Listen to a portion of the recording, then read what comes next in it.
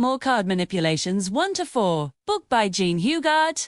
Learn how to do over 120 amazing card magic tricks. Jean Hugarde was an Australian professional master magician.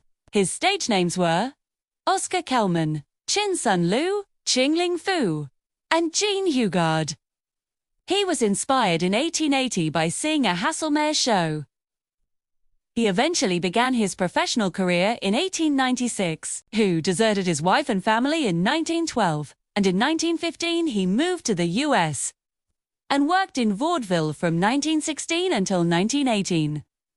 One of his feature attractions then was Birth of the Sea Nymph. He owned and performed in a magic theater in Luna Park at Coney Island.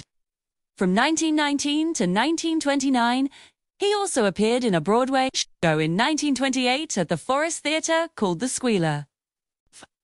When he retired from performing, he moved to Brooklyn to write and edit magic publications. He wrote more than 30 books on magic. Learn amazing card magic secrets now.